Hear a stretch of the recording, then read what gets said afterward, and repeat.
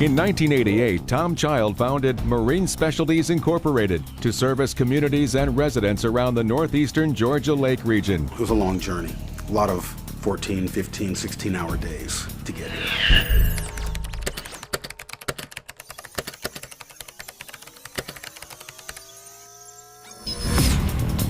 Now opening a second office in South Carolina, and with more than 40 employees on staff, the business is fast outgrowing its current technology.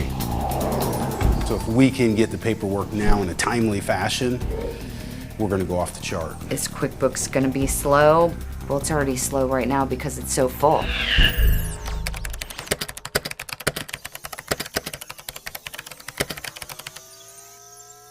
The high demands of complex inventory management, fieldwork, and office infrastructure require an integrated set of robust, flexible, and accessible solutions, and they don't have the expertise to do it themselves. It's almost like she should just be speaking a whole different language to me. With Patricia's help, we're really trying to take the business to another level. Making us better, happier, not as stressed. You okay? Can somebody get this off of me? We're moving out of our home into another home, trying to get boxes packed. My kids have got to get to school. Right now, I've been running the business for years, months behind with my data. It's literally useless information by the time I get it.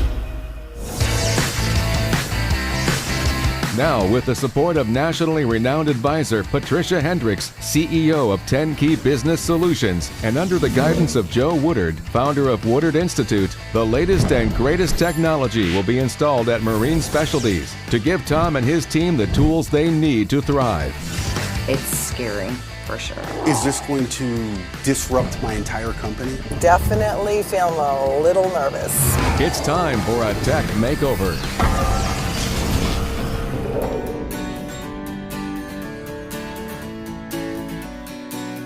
For me, it's not necessarily the accounting, it's not the software, it's not the project, it's the relationship that I have with people and help make their work-life balance better and help just make their lives better. That is so gratifying to me.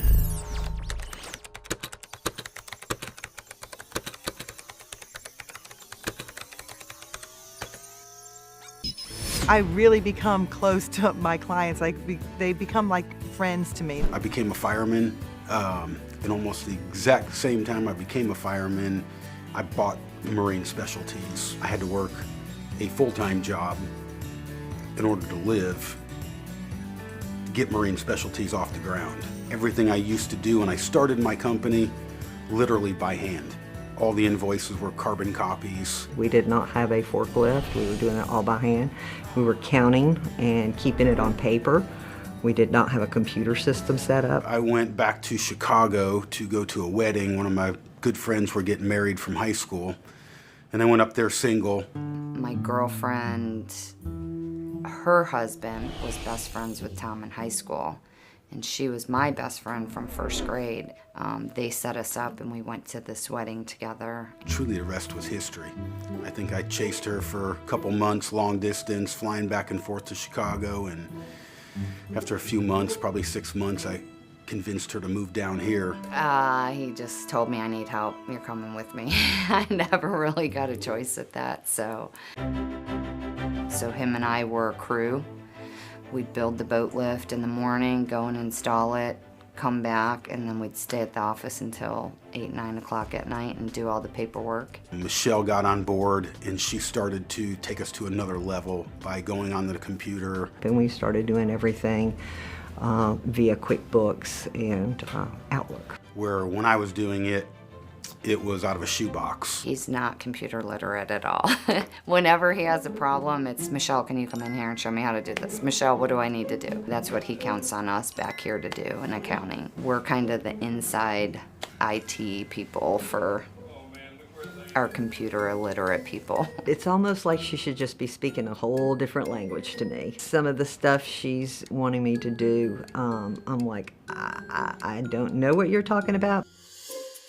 It has been extremely challenging. My wife, Michelle, has been here in the office trying to keep up with payroll, trying to keep up with commissions, trying to keep up with billing. My kids have got to get to school. They've got to get the volleyball practice, soccer practice. You miss their stuff, you know. You can't always make it to their plays or make it to their games.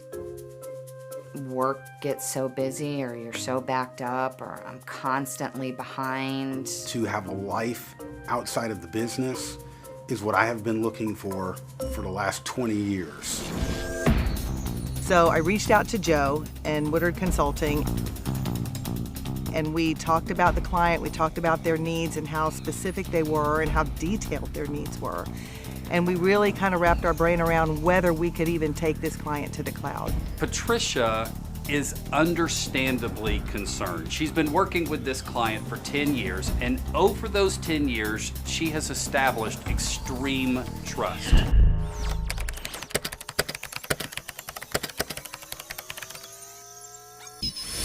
If I just were to bully myself in there and say, well, we're going to change because this is the way you need to do it, this is a better way, my way is better, you're going to get nothing but resistance back. I would never have considered a customer this large for cloud technology. I've got a great relationship with them. They really trust me.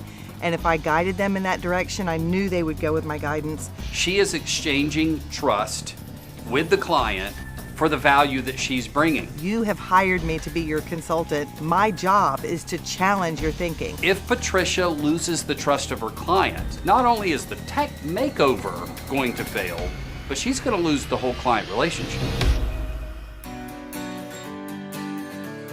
I was a little apprehensive myself about this whole thing, but I knew if I had people that I could trust in my resource pool walking down the road with me, that I could make it happen.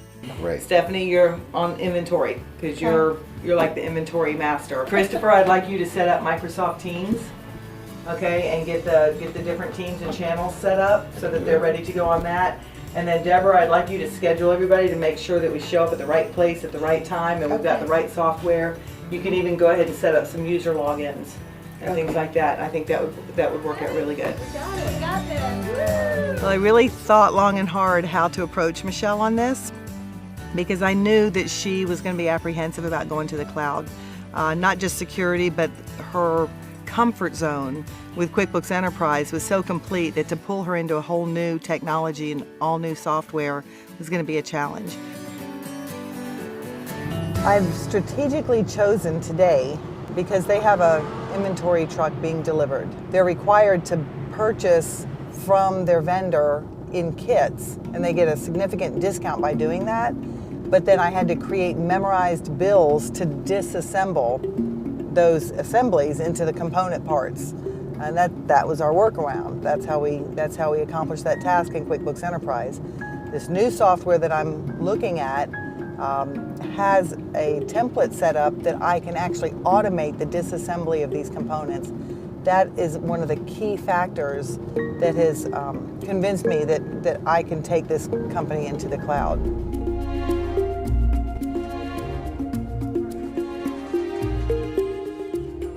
Hey, Michelle, Hey. how are you doing? Good, how are you? Good to see you. Great to see you. Who are you? I'm good, thanks. Good. So I have some ideas I want to talk to you about. You guys have been customers of mine for 10 years. Yeah, Over at least 10 years. And we have transitioned from everything being on paper to really utilizing QuickBooks Enterprise Solutions full features. Correct. We've used the Fixed Asset Manager, Loan Manager, all of the different modules inside of it. I think maybe not mileage tracking, and Yes, that's probably that's about about it. it. Mm-hmm. So one of the reasons I wanted to talk to you about this right now is because I knew you had a Hydro Hoist truck delivering inventory product, and I saw it's in the yard already Yes. starting to be delivered. So I wanted to go out there and just sort of discuss the inventory process that we have in place while we can visualize it and see those assemblies being broken down and stored as component parts, and just kind of go into those details a little bit. Great. Okay? Okay.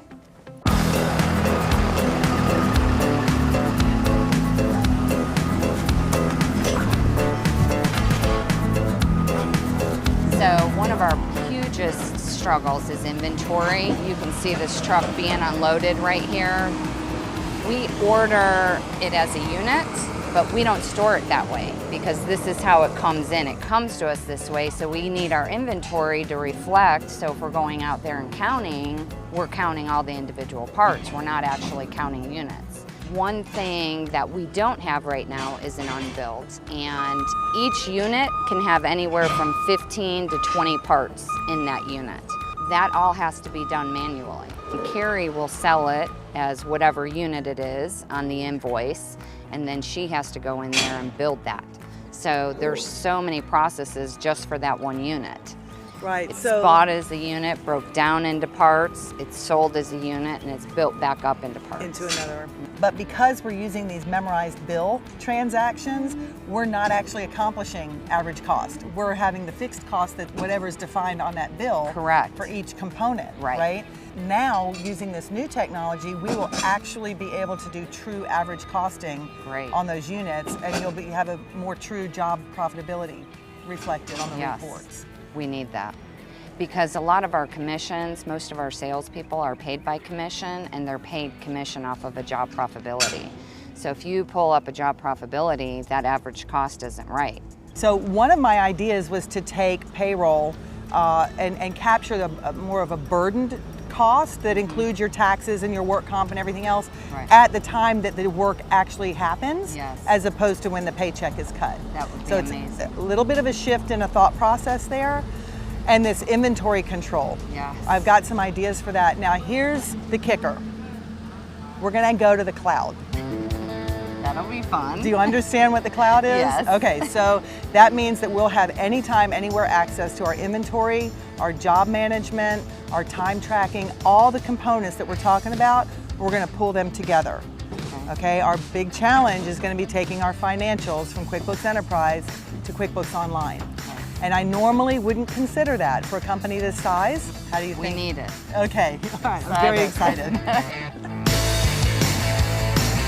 Michelle really surprised me when I talked to her about it. I thought she was going to push back a lot harder than she did. Her questions were, what if the internet goes down? What if I lose power?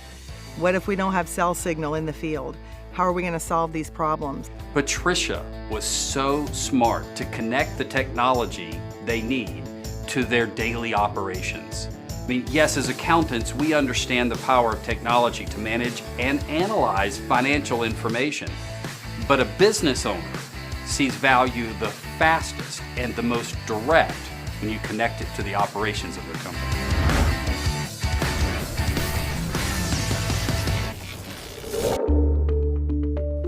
So the technology that you're bringing to the table hopefully will fulfill the dreams that I have for my company. And personally. And personally. Hopefully it will give us a better quality of life between the two of us, because we work so much. When we do come home, we're exhausted. And we're still talking about work when we come home. Right. In most of the work we're talking about is this back office work, because there's so many different layers.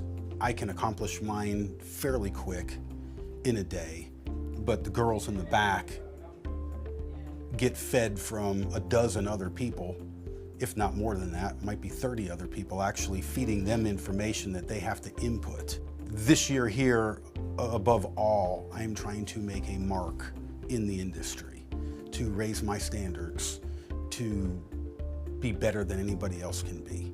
So can you do that for us? That's a tall order. That's what we need. So when you're going to put everything online, how safe is it? You always hear all the negative sides of being online. You're checking, people can hack into it and stuff like that. Is that? Well, I think ultimately everything is somewhat vulnerable, but the information that we're storing in QuickBooks on the QuickBooks servers is on one of the safest platforms available. And the information you store on your Microsoft servers also, that's on an extremely safe platform. They spend millions of dollars investing in security for these platforms. You could never invest that level of money in security on your own server. So while you think that you're safe because you have your data here in your hands, you are actually more vulnerable running on a local server than you will be running on the cloud platform. Now we're putting everything on there. Emails there, you know, all of our documents are there, Excel. Is it gonna be slow? Is it gonna be fast? Tom needs to run this company.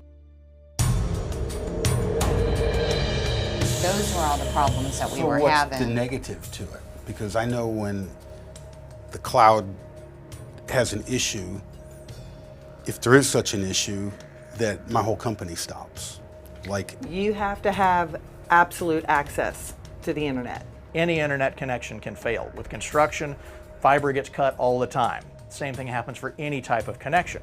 are we going to be like shutting down for a week, 2 weeks at a time while you implement this stuff? Or are we going to be able to move right ahead and not skip a beat? Because I will never be able to get my company on board if you disrupt them from what they're doing. Well, Tom, I anticipate there is going to be some disruption because anytime we introduce new technology, it's going to be a little disruptive.